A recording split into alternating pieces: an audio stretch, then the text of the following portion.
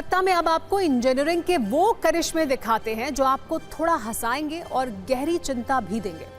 कुछ महीने पहले ही हमने भोपाल में 90 डिग्री के मोड़ वाला ब्रिज आपको दिखाया था। ये एक ऐसा डिजाइन था जिसमें गाड़ियां मोड़ने में परेशानी होती थी और हादसा हो जाता था। कुछ हफ्ते पहले मुंबई के मीरा भायंदर में एक पुल बना जो 4 लेन से अचानक 2 लेन में कन्वर्ट हो जाता है। इससे एक चिकन नेक बन रहा है। इस डिजाइन के कारण इस पुल पर हादसा और जाम लगना दोनों हो सकता है। और अब तीसरे इंजीनियरिंग करिश्मे को देखिए। ये कमाल की चीज बनाई गई है नोएडा में। पूरे 31 करोड़ रुपए खर्च किए गए हैं। ये एक स्काई वॉक है जिसे 2 मेट्रो स्टेशन को जोड़ने के लिए बनाया गया था। लेकिन ये ऐसा पुल है कि बनने का नाम ही नहीं ले रहा। लोग रास्ता ढूंढ रहे हैं और सामने बीम आ रही है। सोचिए कोई कैसे इसका इस्तेमाल करेगा। इसकी जड़ में है लापरवाही और बेसिर पैर का डिजाइन। अक्सर इंफ्रास्ट्रक्चर की दुनिया में ये तब होता है जब इंजीनियर निर्माण पहले शुरू कर देते हैं लेकिन ग्राउंड वर्क और रिसर्च बाद में की जाती है। ये ऐसे ही है जैसे कोई खाना पकाने से पहले खाने बैठ जाए। सत्ता में हमने आज इस घटिया इंजीनियरिंग पर एक कुंजी तैयार की है जिससे आप ये समझ पाएंगे कि कैसे जनता के करोड़ों रुपए का नाश किया जा रहा है। अब पूरी कहानी समझिए। नोएडा मेट्रो की 2 लाइन है। एक दिल्ली मेट्रो ब्लू लाइन है, दूसरी नोएडा मेट्रो की एक्वा लाइन है। सेक्टर 50 और 51 के पास से ये दोनों गुजरती हैं। दोनों लाइन के स्टेशन के बीच करीब 500 मीटर की दूरी है जिसके कारण लोगों को परेशानी होती है।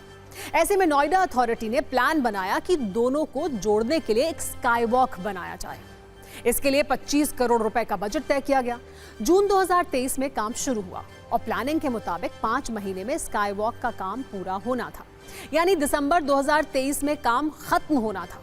इसे 50 और 51 सेक्टर के मेट्रो स्टेशन को कनेक्ट करना था, लेकिन काम शुरू होने के बाद इसके डिजाइन में बदलाव किया गया जिससे 6 करोड़ की लागत और बढ़ गई, यानी 25 करोड़ का स्काई वॉक 31 करोड़ रुपए का हो गया। इसे दिसंबर 2024 में पूरा होना था, वो अब तक खुल नहीं पाया है। अब जब स्काई वॉक का निर्माण पूरा हो गया और अंत हुआ तो दोनों स्टेशन को कनेक्ट करना था, तो रास्ते में मेट्रो की एक बीम आ गई। अब इस वीडियो में आप देखिए, ये वही बीम है जो स्काई वॉक के रास्ते में है। अब इस बीम को हटाने की बात की जा रही है जिसमें करीब 1 और महीने का वक्त लगेगा। इसके बाद ही दोनों मेट्रो स्टेशन कनेक्ट हो पाएंगे। अब सोचने वाली बात यह है कि 31 करोड़ रुपए खर्च करके एक स्काई वॉक बना है, लेकिन इंजीनियर और इसके प्लानर को ध्यान ही नहीं था कि जब स्काई वॉक बन जाएगा तो दोनों स्टेशन को कनेक्ट कैसे करेंगे।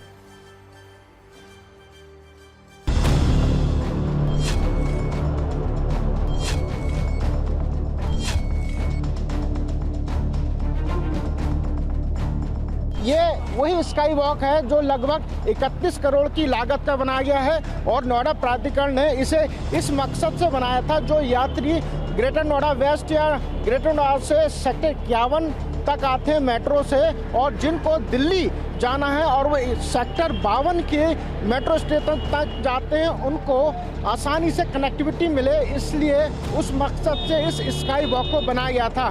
लेकिन स्काई वॉक बनाने के लिए लगभग 31 करोड़ रुपए का खर्चा हो गया। बीच में एक पिलर आ गया है।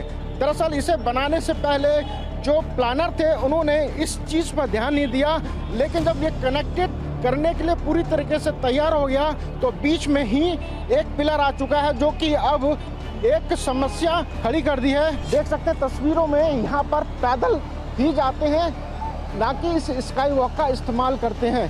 और यहाँ पर इसकी वजह से सुबह और शाम में ज़्यादा रश होने की वजह से जाम भी लगने लगा है। लोग इसका इस्तेमाल नहीं कर रहे हैं। नहीं, अभी तो नीचे से इस्तेमाल कर रहे हैं। ये पैदल यात्रा के लिए बनाया है। पैदल यात्रा के लिए तो ये 51 जाने के लिए अभी नहीं हुआ। कारण क्या है? कारण ये इसमें काम भी चल रहा और पिलर भी है बीच में।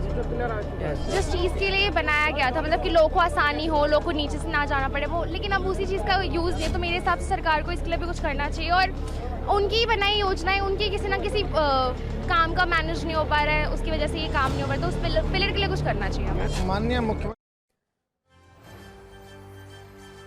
तो जिस स्काई वॉक को कई महीने पहले बन जाना था वो अब तक बना नहीं है और इसे 2029 में तोड़ा भी जाना है, यानी 3 वर्ष के लिए 31 करोड़ रुपए खर्च किए जा चुके हैं, लेकिन स्काई वॉक रेडी नहीं है। दरअसल मामला यह है कि इन दोनों मेट्रो स्टेशन के बीच में स्वीडन की कंपनी आइकिया का एक मॉल बन रहा है।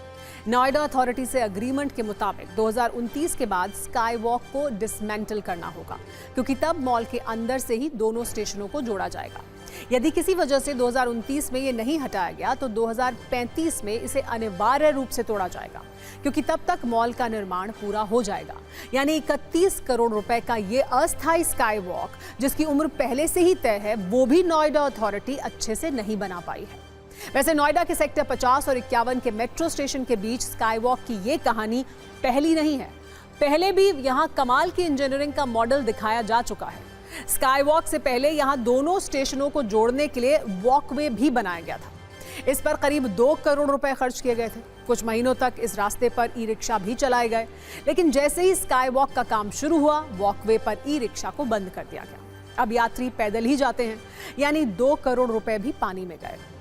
वैसे भारत के इंजीनियर्स के ऐसे कमाल पर बहुत हैरानी भी होनी चाहिए, क्योंकि aspiring minds national employability report के मुताबिक भारत के लगभग 80% से ज्यादा इंजीनियरिंग ग्रेजुएट्स को अयोग्य माना जाता है, यानी वो नौकरी क्षमता के मानकों पर खड़े नहीं रहते हैं। शायद इसीलिए भारत में लगभग 80% से 83% इंजीनियरिंग ग्रेजुएट्स के पास नौकरी या इंटर्नशिप ऑफर नहीं होते हैं, यानी जो योग्यता की कमी है। अब जब अयोग्य लोग काम करेंगे तो ऐसा ही काम करेंगे। हम इसमें योग्य इंजीनियर्स की बात नहीं कर रहे हैं। भारत में समय समय पर योग्य इंजीनियर्स ने काफी अच्छे काम किए हैं, चाहे वो मुंबई में समंदर पर पुल बनाना हो या समंदर के नीचे रोड टनल, कश्मीर में सबसे ऊंचा आर्च ब्रिज हो या फिर हावड़ा में नदी के नीचे मेट्रो टनल। इन्हें इंजीनियरिंग चमत्कार कहा जाता है पूरी दुनिया में, जिसकी तारीफ होती है।